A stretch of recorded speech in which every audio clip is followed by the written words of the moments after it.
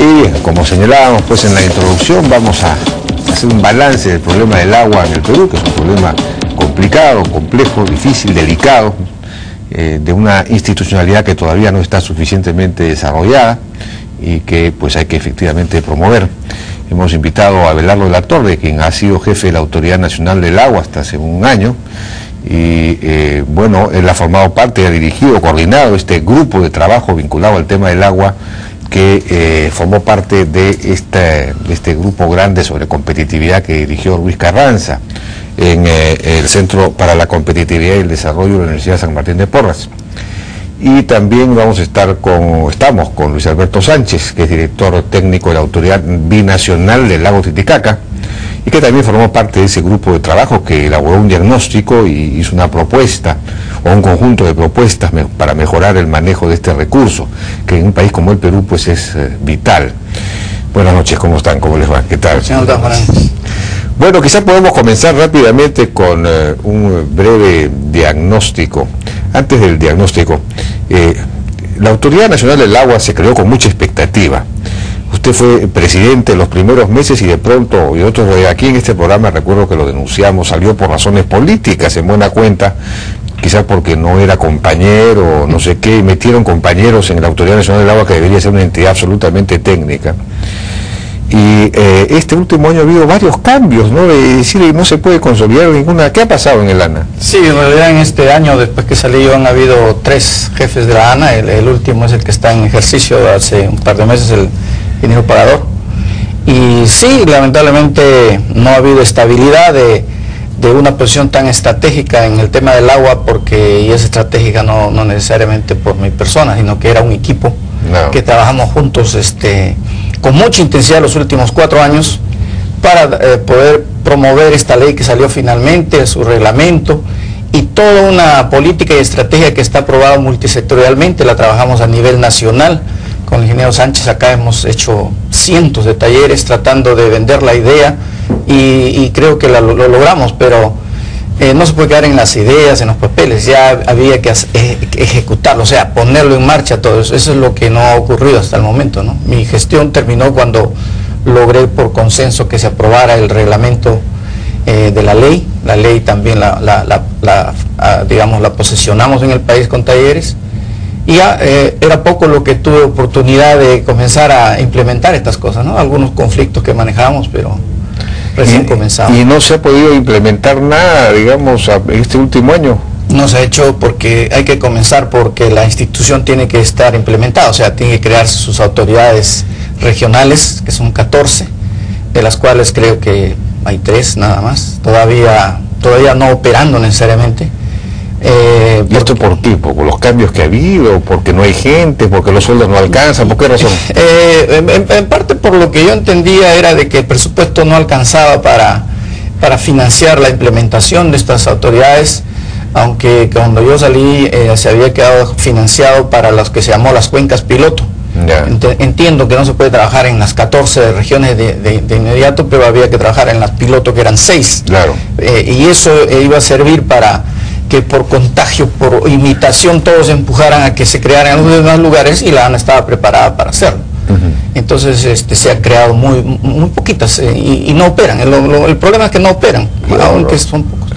Y entonces no se ha logrado poner en la práctica tampoco los consejos de agua de la cuenca, que es estratégico, es la novedad, los consejos de agua de la cuenca, sí.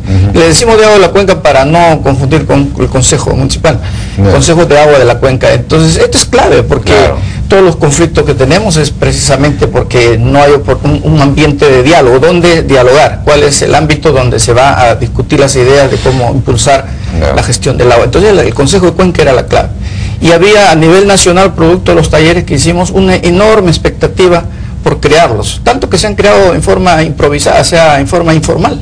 Espontánea. Muchísimo espontáneo, sí, porque entendieron, les gustó la idea, cómo lo planificamos, les explicamos que tienen que integrarse, cuál es la función a desarrollar, etcétera, ¿no? Ahí están representantes de todos los sectores. Por, digamos, un acuerdo se dijo que lo iba a presidir, lo iba a promover en las regiones. Nosotros aceptamos eso porque era quizás una forma de hacer que las regiones se involucraran en el problema, que se habían mantenido muy al margen.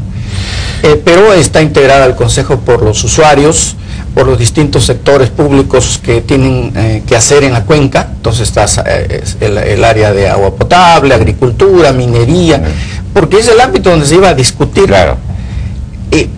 No importa cuánto tiempo, pero por análisis de las partes llegar a un acuerdo de cuál entonces era lo que se puede hacer y lo que no se puede hacer. Y ahí cada Consejo de Cuenca tenía que elaborar una especie de plan de cuenca. Un plan de gestión de la cuenca. Gestión de la cuenca.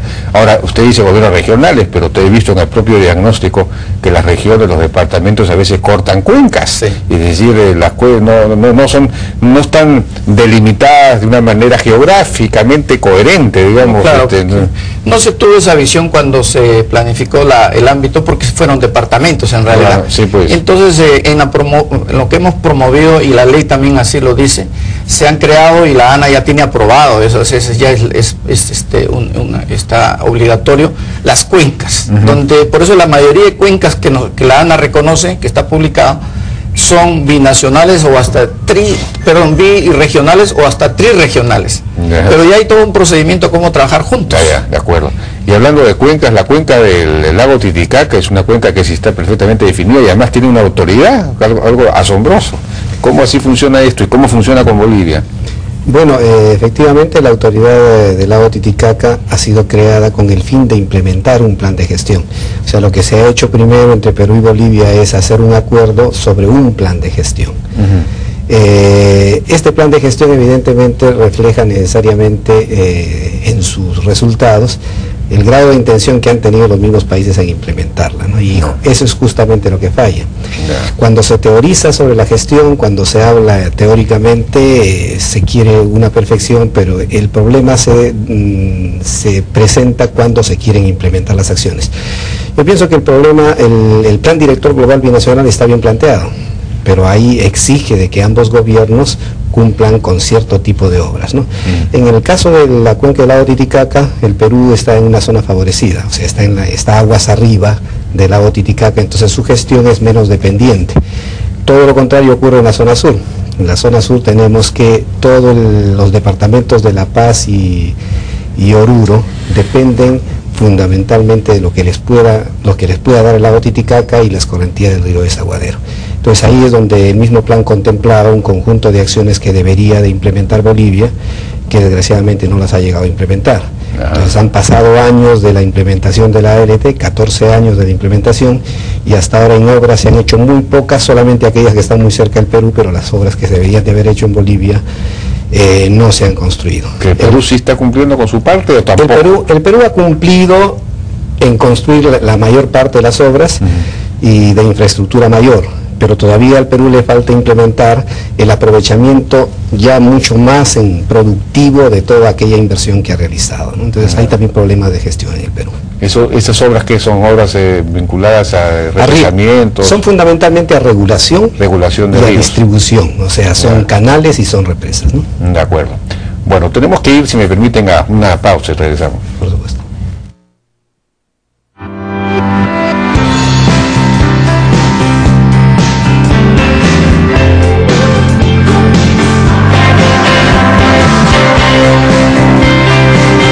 Cuando alguien depende de ti, piensas más en el futuro. Asegúraselo de la mejor forma. Tenemos una amplia variedad de seguros de vida para estar cada vez más cerca, para que nada te detenga. RIMAC Seguros. En estas fiestas de Navidad, mi familia y yo queremos desearle de todo corazón un año 2011 lleno de salud y prosperidad. Es tiempo de reflexión, es tiempo de fe, es tiempo de esperanza. Porque si estamos juntos, al Perú no lo para nadie. ¡Felices fiestas!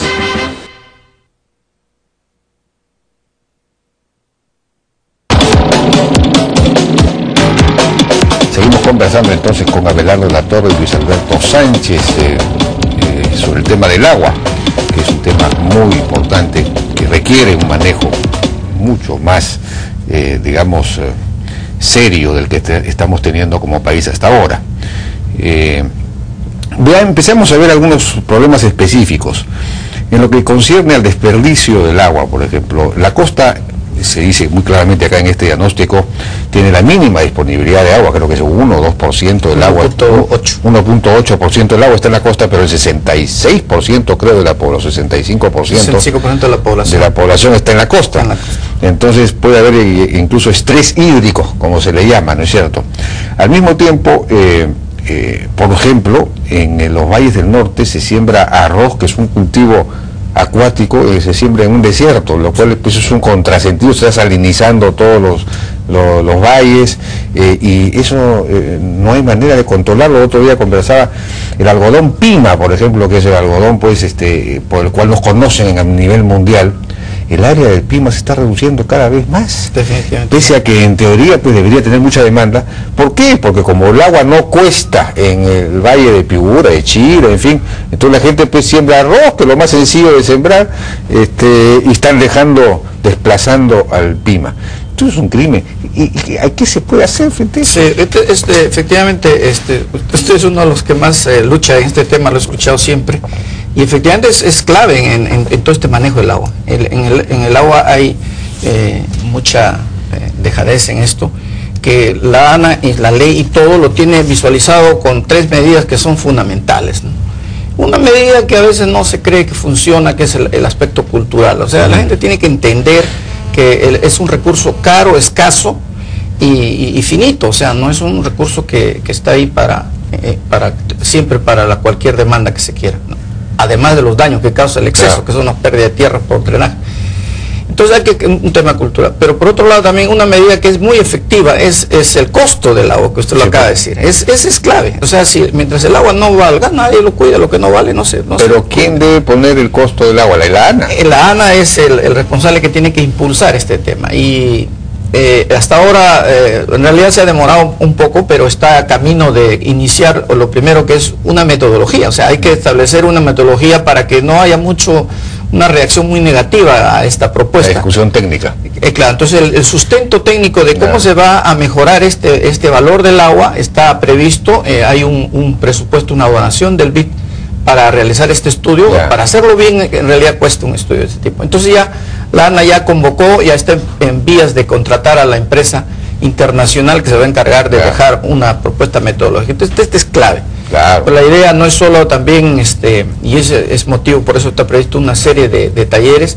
No es cosa de subir por subir, sino también hay que ver una estrategia de cómo lograrlo en el tiempo, porque si no no se piensa dar un choque acá con el elevar bruscamente, pero hay que tener por lo menos una meta a seguir. Y hay que ir avisando, pues que eso va a ocurrir y que el arroz a la larga no puede estar ahí, etcétera, ¿no? Y se ha sensibilizado a la gente en este tema, y yo sí he sido un convencido y un defensor de que por lo menos del lado del agricultor hay una plena conciencia de eso y no hay tal resistencia al aumento. Lo que quiere saber es en qué forma se gradúa. Claro. Y la otra es pues algo que tampoco se ha implementado y que está en los planes, que es hay que planificar el uso del territorio en función de la mejor aptitud de los suelos para los distintos cultivos, porque si no se está sembrando lo que sea, no hay ningún plan director en ese sentido. El uso territorial es de esa manera. Entonces eso también está haciendo falta y eso sale en los planes de gestión. De acuerdo. Ahora, el otro tema que es la paradoja de la costa, que hay poca agua, sin embargo en el verano los ríos todos terminan en la mar, como diría Jorge Manrique, el poeta. Todos van a parar a la mar. Sí. Es decir, sobra del agua en el verano, cuando debería ser retenida, no sé, pero Pablo Kuczynski ha estado proponiendo escalonar los ríos, no sé qué cosa en su programa, debería forestarse quizás las cuencas. Hay un montón de acondicionamientos que hacer, ¿no? Eso todo lo que usted dice es cierto, esa es parte de lo que se tiene que impulsar. O sea, ya es desde el lado de mejorar la oferta. Por un lado, nosotros buscamos mejorar la eficiencia de uso, porque no es posible que un recurso que le ha costado tanto al país, son miles de millones de dólares que ha invertido para tratar de tener esta agua que tenemos ahorita en las redes, vamos a decir, que son más o menos 20.000 millones de metros cúbicos, que la mitad de eso, perdón, 2/3 de eso termina en el mar nuevamente, que nos ha costado tanto tenerlo, ¿no? De tal manera que actualmente en un lugar tan desértico, tan falto de recursos, se aprovecha solo el 17% del agua que hay en la costa. Increíble. Entonces, y todo el resto termina en el mar de todas maneras. Esto debería ser, y eso pasa por lo que usted dice. Hay que hacer forestación, hay que hacer lo que Pedro Pablo habla de ir escalonando los ríos para que se infiltre y se recargue los acuíferos. Y hay que hacer reservorios. Nosotros no tenemos reservorios, no podemos compararnos con ningún país del mundo en estas condiciones en cuanto a capacidad de embalse que tenemos. Nosotros no tenemos, es ridículo la capacidad de embalse que tenemos. Por eso es que los ríos se van al mar. Pero entonces eso debería ser... Entonces, eso hay que... el Estado lo sabe muy bien, hace un intento, pero anda muy lento, y la inversión privada actualmente se ha interesado. Hay muchos proyectos privados interesados en este tipo de inversión porque es rentable, realmente es rentable. Pero ya entramos en los conflictos, ¿no? Como es privado, salen los conflictos, no dejan que surjan estos proyectos, se comienza a hablar de que se va a carecer el agua, de que se va a quitar el agua a alguien, o sea, ya entonces hablando de problemas ambientales. La propia ley de aguas retiró un incentivo incluso que había para la inversión privada, me parece, en esa clase de obras. No, mantiene. Sí, la mantiene. Ley promueve la inversión privada, que era lo que por eso es que le llamaban que era privatista, porque promueve la inversión privada. Pero promueve la inversión privada en proyectos nuevos, se dijo. Claro, nuevos, claro. O para generar más agua. Para sembrar agua o cosechar agua, ¿no? Claro, para que haya más agua, que es fundamental, ¿no es cierto? Y el tema del cambio climático que va a afectar la misma disponibilidad de agua y, en fin, el riesgo de eventos extremos, se dice acá inundaciones, sequías, heladas. Esto va a afectar sobre todo el sur del país, ¿no? ¿Cómo se está viviendo? ¿Ya se notan los efectos del cambio climático, por ejemplo, en la zona de Puno, el sur del Perú? Sí, bueno, los efectos del cambio climático se notan a nivel global, ¿no? O sea, hay procesos de sequía en algunos lugares y hay procesos de abundancia de agua en otros lugares. Y bueno, esta es una cosa sobre la cual vamos a ir a enfrentarnos continuamente en el futuro. No son procesos que nosotros vamos a poder evitar, pero sí tenemos la obligación de efectuar una planificación que nos conduzca a través de este proceso. O sea, si nosotros no tenemos planes de contingencia para sequías y no tenemos planes de contingencia para el caso de inundaciones, nos agarra así como nos agarra un terremoto. Nadie está preparado para un terremoto, pero claro, el caso de las sequías y de las inundaciones sí son un poco más previsibles, y las acciones que hay que hacer, que son de dos tipos, ¿no? Acciones estructurales y no estructurales. Las estructurales hay que hacer obras, las no estructurales hay que preparar a la población para afrontar y abordar justamente el tema de la gestión del agua, adecuándonos a esa incerteza. A lo que hasta ahora nos está pasando es como el agua siempre nos viene, entonces evidentemente seguimos con el ritmo de uso que tenemos, pero si sabemos que va a peligrar, bueno, evidentemente ahí ya tenemos que ponernos a reflexionar. ¿Estará bien lo que estamos haciendo o es necesario mejorar o vivir también en épocas de mayor incerteza? Eso es lo que tenemos que hacer, es una adaptación de nuestra modalidad de uso del agua, una adaptación de nuestra organización y también una adaptación de nuestra forma de gobernar. Nosotros muchas veces gobernamos para el corto plazo, hay que aprender a gobernar pero para el largo plazo, y para eso es importante hacer los planes de gestión de cuencas que tienen como un componente fundamental el tema de la adaptación al cambio climático y también para afrontar problemas de riesgos de fenómenos extremos. De acuerdo, pero entonces, claro, ahí regresamos pues al tema de los consejos de cuenca, porque son ellos los que tendrían que elaborar eso, ¿no? O los gobiernos regionales pueden ir avanzando, por ejemplo, con planes de cuenca, o tienen que hacer los consejos de cuenca. Yo creo que hay dos lógicas, o sea, el tema de la gestión del agua se habla en el contexto de las cuencas hidrográficas, claro, y cuando ahí hay dos gobiernos regionales, pues los dos van a tener que afrontar los mismos problemas, por lo tanto es necesario evidentemente trabajar con la lógica del agua en lo que se trata la problemática del agua, y con la lógica de los gobiernos regionales cuando se afronta el desarrollo en sí. Pero esos dos deben de estar. Por ejemplo, en el Cusco, a comienzos de este año hubo estas inundaciones que incluso detuvieron el flujo turístico, que hasta ahora, dicho sea de paso, no se recupera. Sí. El flujo turístico a Machu Picchu, por ejemplo, o a Cusco no se recupera. Y se habló de que era necesario pues había faltado previsión, se necesitaba hacer una serie de obras. Esas obras se han hecho, se están haciendo para prevenir en el futuro vuelve a ocurrir lo mismo. Yo no sé exactamente qué es lo que se requiere hacer, me imagino que de defensas, canalizaciones. Sí. Bueno, lo que ha pasado en el Cusco es un efecto justamente de la desorganización en cómo es que no se ha planificado un crecimiento urbano. Entonces, evidentemente, si es que se ve desde el punto de vista de cómo se han construido casas, viviendas, cómo es que ha ocupado las cuencas la población del Cusco, se ve de que ha habido pues una desorganización y un desorden total. Entonces, no es que hayan fenómenos naturales imprevistos, era totalmente previsible de que eso iba a suceder. Entonces, hubo una lluvia especialmente fuerte en determinados momentos. Efectivamente. Que sobrepasó las defensas que había, yo no sé. No, yo no diría de que han habido defensas bien planificadas, porque las defensas se hacen sobre la base de la probabilidad de que un evento de esos ocurra.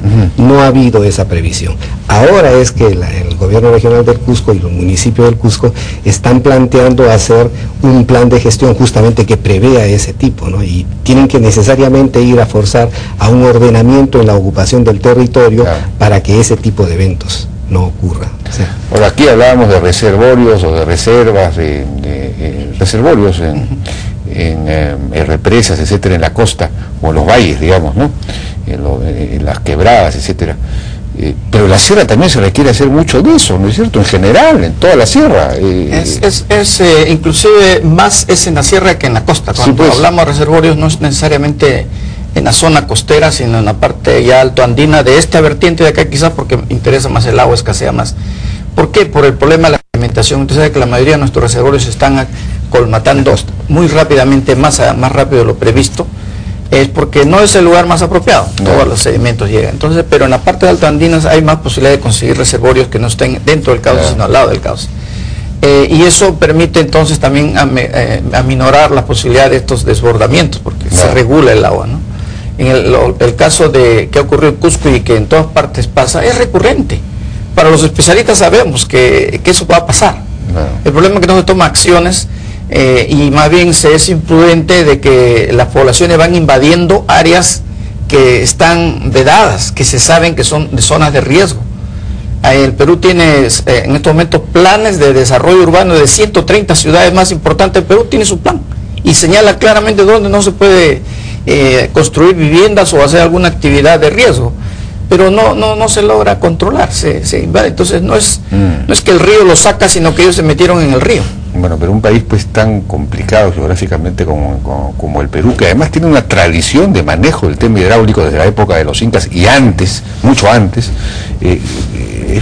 hemos retrocedido. En lugar de, digamos, de esto debería ser una prioridad absoluta, debería haber fuerza, coerción en este tema, ¿no? Nosotros no tenemos una autoridad muy bien organizada en lo que es para eventos de riesgo, porque lo que es un comité, pero cuando no tiene usted un responsable central, es muy difícil que caminen estos comités, porque todos son responsables parcial de algo. El comité de emergencias para este tipo de eventos. Tiene que haber uno que sea responsable absoluto de todo el manejo ese, ¿no? Ahora, el otro tema es el de el agua potable, ¿no?